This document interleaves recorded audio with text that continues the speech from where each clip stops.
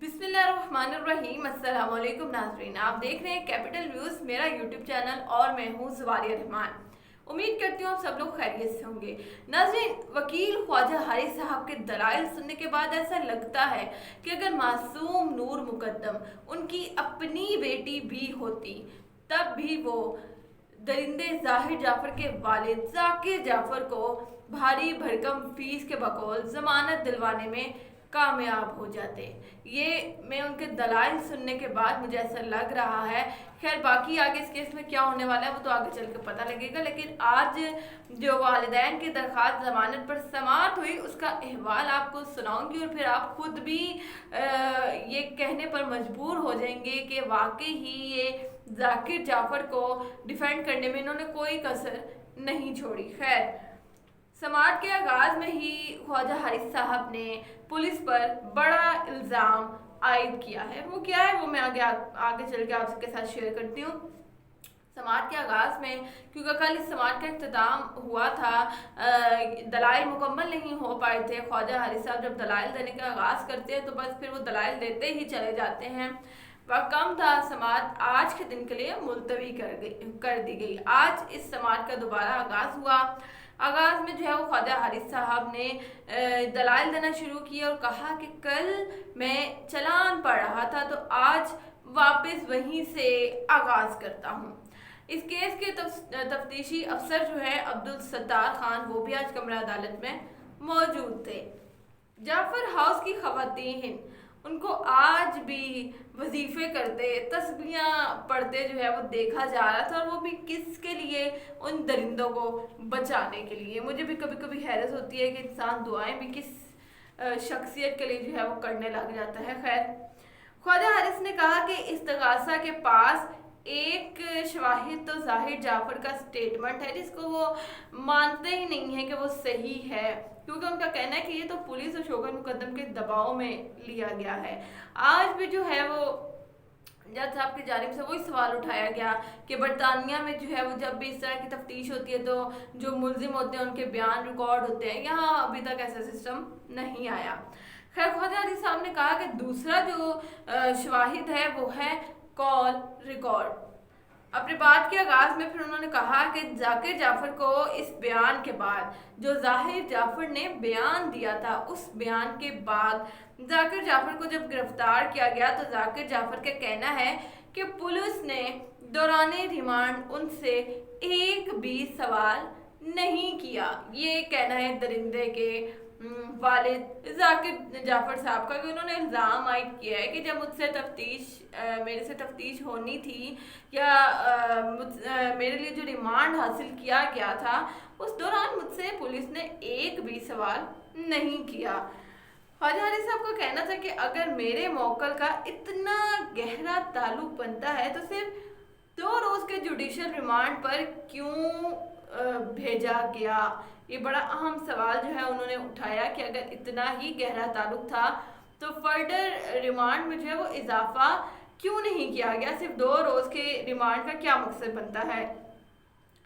फिर उन्होंने वही सवाल उठाया कि चलान में कहीं नहीं लिखा कि पुलिस को इत्तला किसने दी, और हालांकि चलान में लिखना चाहिए था कि पुलिस को वाक़े की इत्तला किसने दी, पुलिस वहाँ पर कैसे पहुंची। मुझे अभी तक ये चीज़ समझ नहीं आ रही कि यार एक वाक़या हो क्या है, आगे उसका ट्रायल शुरू होने वाला है, आप अजीबोगरीब किस्म के सवाल उठा रहे हैं कि पुलिस को किसने इत्तला दी।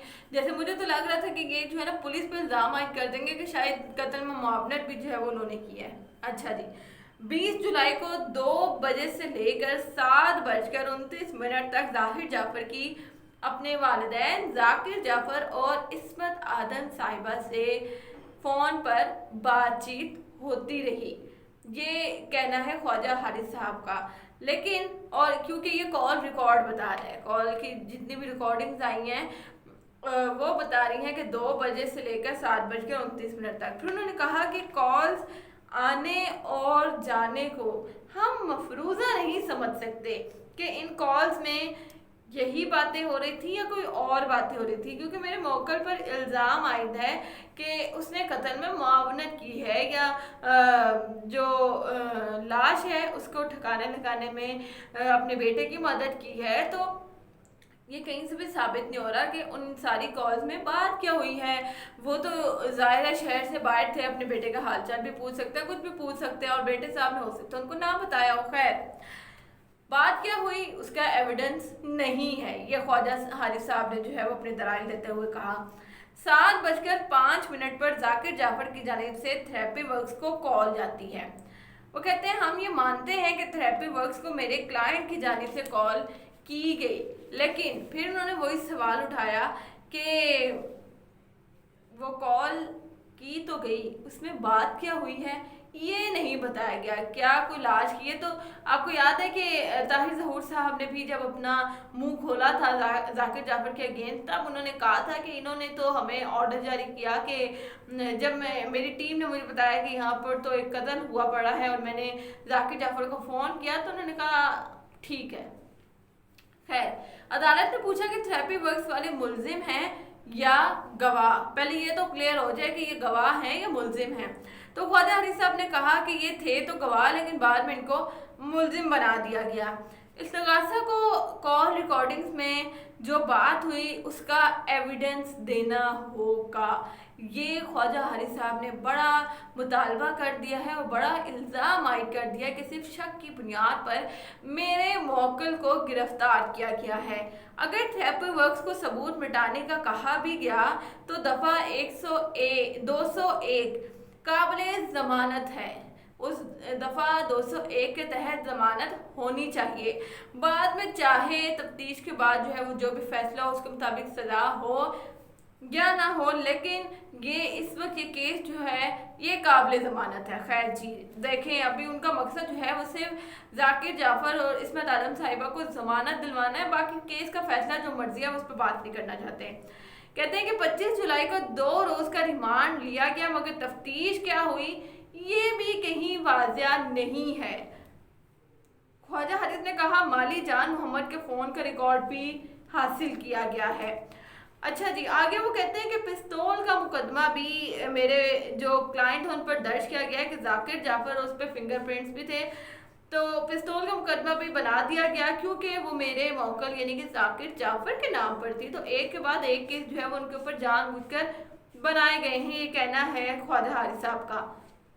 फिर वो कहते हैं कि 6 मुलजमान के खून के नमूने भी लिए गए जिनमें मुलाजमीन के ब्लड सैंपल्स भी शामिल थे, जबकि थेरेपी वर्क्स का सिर्फ 1 दिन का जुडिशल रिमांड लिया गया। उनका कहना है कि अगर उन्होंने शवाहिद मिटाए तो ये तो बहुत बड़ा केस बनता है, तो फिर इसमें 1 दिन का रिमांड क्यों लिया गया। फिर उन्होंने इस तफ्तीश को जो है जितने दलाइल आज उन्होंने दिए उसके बाद उन्होंने तफ्तीश को एक तरफा करार दिया है कि ये तो तफ्तीश ही सही नहीं हुई। बड़ा सवालिया निशान जो है उन्होंने उठा दिया है कि अगर थेरेपी वर्क्स को लाश ठिकाने लगाने भेजा गया था तो कत्ल के बाद क्यों भेजा गया, पहले क्यों नहीं भेजा गया। और दलाइल भी जारी थे कि जस्टिस आमिर फारूक साहब ने कहा कि अगर आपको मज़ीद वक्त चाहिए तो हम समाअत कल तक के लिए मुलतवी कर देते हैं, लेकिन खैर समाअत कल तक के लिए मुलतवी हो गई। मुझे ख्वाजा हारिस साहब के तमाम दलाइल सुनने के बाद यही लग रहा है, जैसे कि मैंने अभी आगाज़ में कहा कि अगर नूर मुकद्दम उनकी बेटी अपनी बेटी होती तो फिर भी वो अपनी फ़ीस की बिना पर जो है वो जाकिर जाफर को ज़मानत दिलवाने में कामयाब हो जाते। इसके बारे में आपका क्या कहना है, मैं आपके फीडबैक का वेट करूँगी। अब तक के लिए इतना ही। इस केस के बारे में जो भी अपडेट होगी वो आपके साथ शेयर करती रहूँगी। मुझे दीजिएगा इजाज़त। अल्लाह हाफिज़।